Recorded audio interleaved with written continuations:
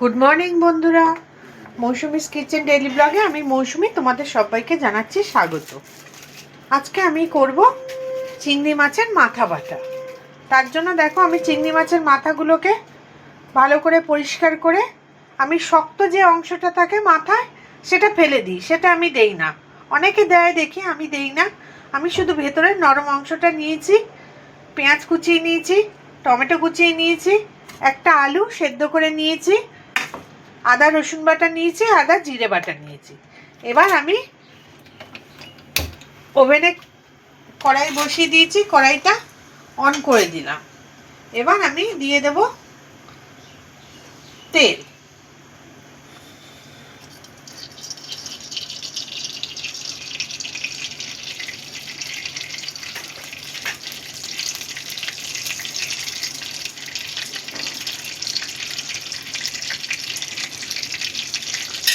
তেল দিয়ে দিলাম, তেলটা গরম করে নেব।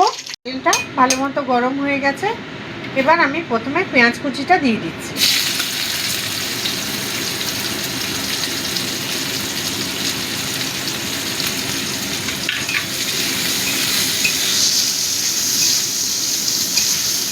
এর মধ্যে দিয়ে দেব পরিমাণ মতো নুন,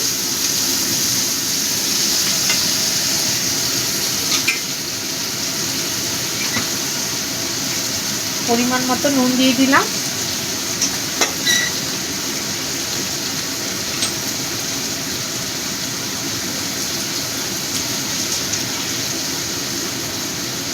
ভালো করে মিশিয়ে দেব। পেঁয়াজটা প্রথমে একটু লাল করে ভেজে নেব, অল্প লাল করে ভেজে নেব। চিংড়ি মাছের মাথাগুলোকে আমি গ্রাইন্ডারের মধ্যে নিয়ে নিয়েছি। এবার এটা পেস্ট করে নেব। পেঁয়াজটা ভালো মতো ভাজা হয়ে গেছে। এবার টমেটো কুচিটা দিয়ে দিলাম।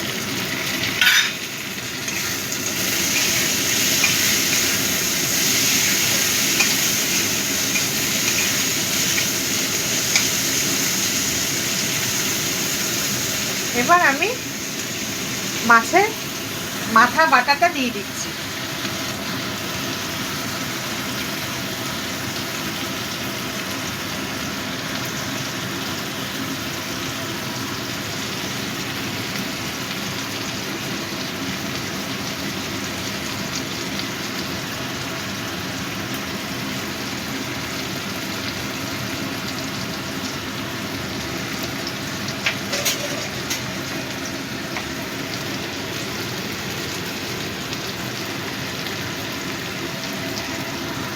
মিক্সিং জারটা ধুয়ে একটু জল দিয়ে দিচ্ছি, যেটুকু লেগে আছে।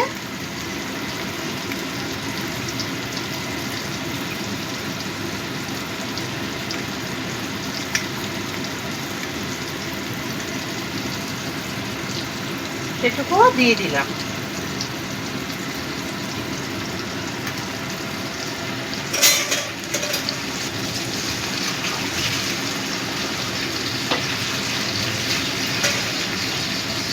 এবার ভালো করে মিশিয়ে দিচ্ছি।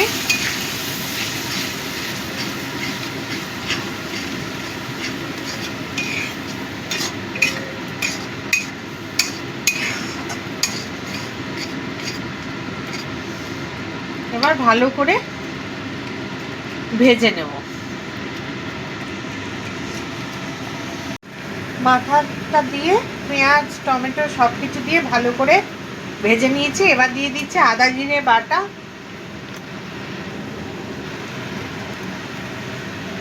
আর আদা রসুন বাটা। আদা রসুনটা একটু বেশি লাগবে।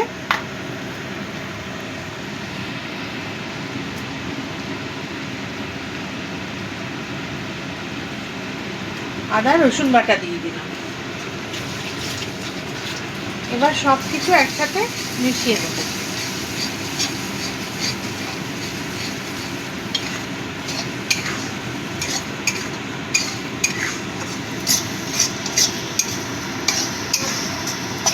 এর মধ্যে দিয়ে দেব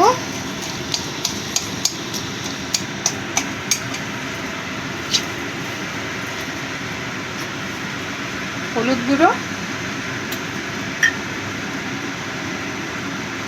হলুদ গুঁড়ো দিয়ে দিলাম। দিয়ে দেবো লাল লঙ্কার গুঁড়ো।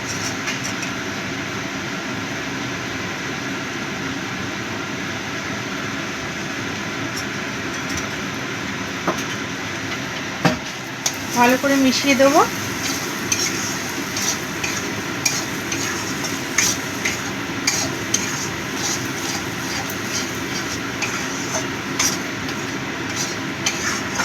এবার আরও কিছুক্ষণ ভেজে নেব যাতে মশলার কাঁচা গন্ধটা চলে যায়। বন্ধুরা, ভালো মতো মশলা দিয়ে কষানো হয়ে গেছে। এবার আমি এর মধ্যে একটা সেদ্ধ আলু এরকমভাবে গ্রেট করে দিচ্ছি। তোমরা হাতে মেখেও দিতে পারো, গ্রেট করে দিলে হয় কি কোনো শক্ত ভাব থাকে না।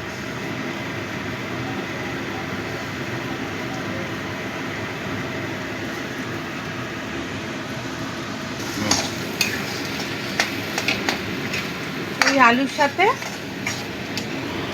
ভালো করে মিশিয়ে নিচ্ছি।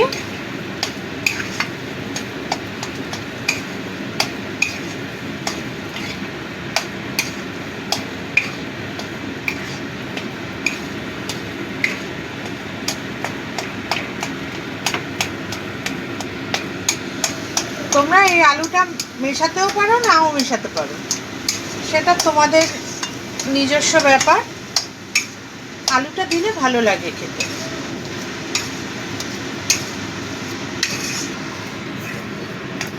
দেখো বন্ধুরা, কড়াই থেকে উঠে আসছে আমার মাথা বাটাটা হয়ে গেছে।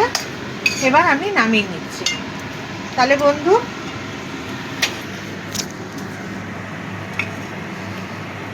তৈরি হয়ে গেল চিংড়ি মাছের মাথা বাটা। এটা খেতে তো দুর্দান্ত লাগে, করে খেও বন্ধুরা, আর আমাকে কমেন্টে জানিও কেমন লাগলো। লাইক করে দিও, শেয়ার করে দিও, সাবস্ক্রাইব করে আমাকে এগিয়ে নিয়ে যেও, আর বেল বাটনটিও প্রেস করে দিও, তাহলে আমার রোজকার রেসিপি পৌঁছে যাবে। আজ এ পর্যন্তই বন্ধুরা, কাল আবারও আসবো নতুন কোনো একটা রেসিপির সাথে।